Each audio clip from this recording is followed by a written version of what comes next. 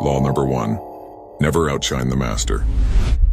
Ang ibig sabihin nito, huwag mong ipapakita na mas magaling ka sa iyong boss o sa mga taong mas nakakataas sa iyo.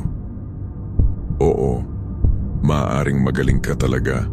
Pero tandaan, ang labis na pagpapakita ng talino at husay ay maaaring magdulot ng inggit, insecurities, at panganib para sa iyo. Dapat mong tiyakin na sa kanilang paningin, sila pa rin ang mas matalino at mas magaling. Mga halimbawa, sa trabaho. Kung ikaw ay isang empleyado at napansin mong mas magaling ka kaysa sa iyong boss sa isang partikular na gawain, huwag mo itong ipakita ng hayagan. Sa halip, tulungan mo siya sa paraan na hindi niya mararamdamang nilalamangan mo siya.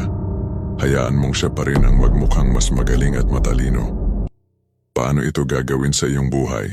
Halimbawa sa trabaho. Sa isang proyekto napansin mong mali ang direksyon ng plano ng iyong boss. Sa harap ng buong team sinabi mo, "Boss, mukhang hindi ito magiging epektibo. Mas maganda kung sundin natin ang proposal ko kasi mas may sense ito." Dito, ipinakita mong mas magaling ka kaysa sa kanya na maaaring magdulot ng insecurity sa iyong boss. Sa halip, ito ang sinabin mo, "Boss, gusto ko lang pong i-appreciate ang insight ninyo sa proyektong ito. May isang maliit na detalye lang po akong napansin na baka po makatulong sa plano natin. Ano po sa tingin ninyo?"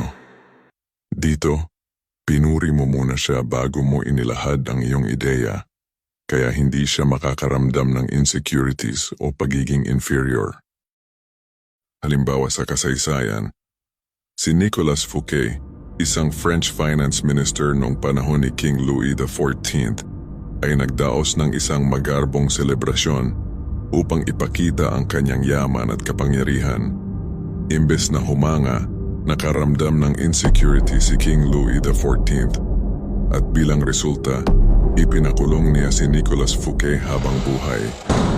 Paano ito makakatulong sa iyong buhay? Una, pag-iwas sa insecurity.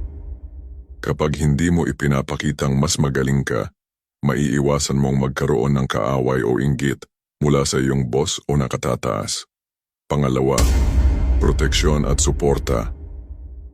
Ang pagpapakita ng respeto at pagpapahalaga sa iyong boss ay maaaring magdulot ng proteksyon at oportunidad para sa iyo.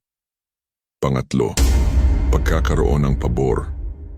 Kapag ipinaramdam mong mas magaling ang iyong boss, mas malaki ang tsansa na makuha mo ang kanyang tiwala at tulong sa iyong pag-unlad. Sa madaling salita, itinuturo sa atin ang batas na ito na maging maingat sa pagpapakita ng ating talento at kakayahan, lalo na sa harap ng mga taong mas may kapangyarihan sa atin, kung gusto mong manatiling ligtas at patuloy na umangat. Tandaan, never outshine the master.